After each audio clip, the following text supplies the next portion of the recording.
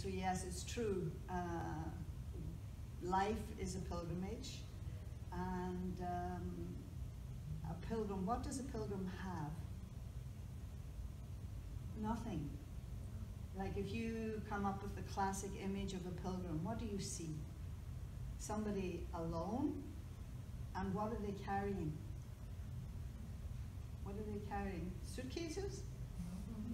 No. What might they have in their hand? If anything, maybe a staff, you know, a stick. But so they will have very little by way of possessions.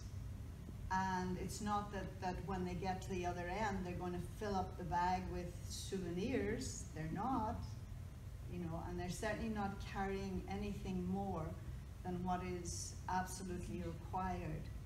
What else do they have? Hope. They have hope, nice, desire, pure desire. They have time. They have time, because you say life is a pilgrimage, and so it's a lifetime. So time is always available to us to be on that pilgrimage. And again, as I say, you do not need to step outside your own front door. It's not about traversing the world, although that's beautiful by itself. But it is this internal aspect. Now, where we started before, we mentioned the three things. That peace is the way, and it's also the goal. And what else was it? The source, the beginning point. And I'm talking now about the journey of the soul. And so somehow or somewhere through the lifetime or lifetimes, we kind of, the peace diminished, or we traded it in for something else. Because really, truly, like most things, you only value them when you lose them, when you don't have them. Does a youth ever think about, oh, I have youth, I'm in the fullness of my youth? No, we all think about youth because we've lost it, we no longer have it. I'm not saying with any regrets or anything else, but it is the contrast. And so that there's a point wherein we traded it in, and then maybe things like, because when I think of peace, real peace, there's a total freedom there as well. And so maybe when we lost some sense of awareness of ourselves, then maybe possessiveness came into the picture. This belongs to me, this is mine, I can't let go of anything in case, you know, I might need it in the future. Some sense of self-righteousness that makes us tend to see things in terms of injustice, and that I can then be okay about getting angry about that thing. Little things like that, you know. And then before we know it, peace by piece diminishes or is lost. But the thing is, if we are suggesting that it is the origin, it means that within me somewhere is the memory of that. And it could be the memory of an experience of the deepest, most profound kind of peace, which I would associate with that light of which you are speaking. It could even be something that has been left in the soul. And so I feel that one of the other things that a pilgrim will have, maybe it's one concession to materialism, in a sense, might be a compass, you know? And so on that compass, we're not necessarily talking north, south, east, and west, but what is my compass? It's peace. And so that whatever I'm doing, whatever is the situation, that it will always point me towards peace and remind me that I have a choice. Now the thing is that while we're on the Camino, while we're on our way, then whatever transgressions or mistakes that I have made somewhere in the past is kind of going to appear on the way. Because like someone over there said, this idea of cleansing is part of the journey. That it is, or cleansing, give me another word for cleansing. Purifying. Freeing. It's releasing, it's freeing myself from something. And so the courage to be on the journey says that I now, with my shield of peace accumulated, I'm ready to deal with these things which either before had victory over me, diminished me, or which I ignored and put on the back burner. And so this is the courage that's saying, I'm ready to meet what? I'm ready to meet myself. And that means that these things, the difficulties, will come, but now I'm no longer dismayed by them. They've not come to, as I say, diminish me, but nor to define me by a defeat, but rather how I deal with them will be how I define myself, and it therefore increases my courage and my peace that enables me to keep on walking, that enables me to keep on going. And so the things which before that I was afraid of, the unknown, hey, it wasn't that bad.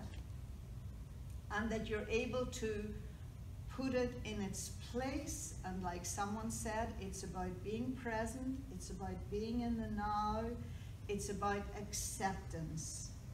These are some of the prerequisites, I think. But as I say, that your compass, and then it doesn't matter if you're at home or you're actually physically on a pilgrimage, but that you are seeing yourself as a person of peace, and that what you do, like you said over here, that it's not even about sharing my beliefs with someone.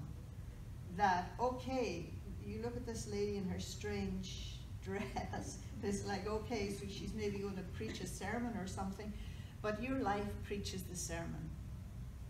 Who you are, what you do, your example. It's not even, let me tell you about my philosophy. Your whole being will exude your philosophy, and people will come to know this is a person of peace, and that in their company, not that they'll give you peace, that's not the deal, but that it allows you to touch your own peace so that you can begin to re-emerge it.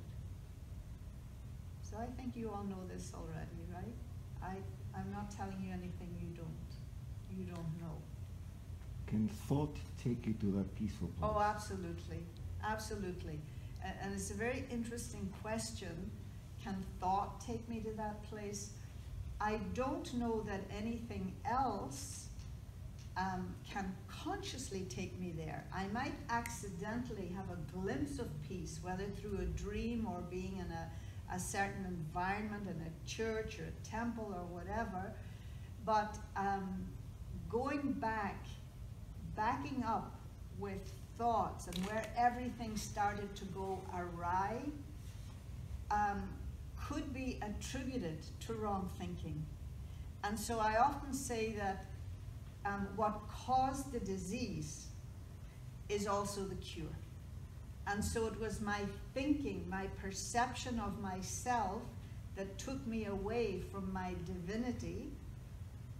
And so how to get back there, it is, again, creating the right kind of thought. And I'm not just talking now about a positive thought, but something much more potent than that, because everything is predicated by how you see yourself. How you see me will be directly connected with how you see yourself. So it's so that let me just finish. Oh, go ahead. Thank you, just 1 second. And so that thing of, it brings me right back to where we started. And Kathy explaining, Om Shanti. I am peace.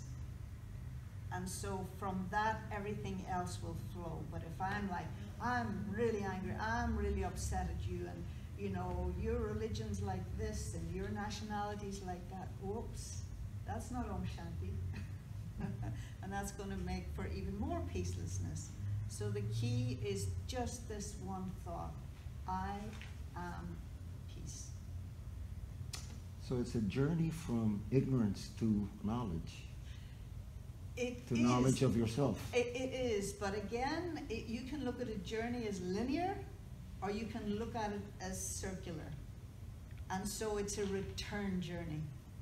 It's not that I'm ignorant here and then I'm going to get there. No, it's about coming back to my knowledge or my wisdom or my truth or my peace, however you want to put it. So that makes it easier. So I'm not struggling to find something, oh, I may get there, I may not. It's here already, you know. It's like, I was thinking about it sometimes like a tree, a huge big tree that's heavy laden with fruit and everything else, but the root system is this thought that I'm peace. And that then brings everything else, brings the fullness that we could call happiness, serenity, you know, and we didn't even get into the thing of, you know, surrender or sacrifice or any of those big topics, but it makes things very easy, just I am peace. That's something you can do immediately in any situation, and that will then dictate your words or your actions. It's when we forget that we get the chaos sets in, the chaos and the conflict. I am peace. And your thought is always generating energy, is generating a vibration. And so you know what happens when you're angry and dissatisfied. Ooh, it's like the air sparks with that kind of negative energy. And so I am peace, just like when we sat here together.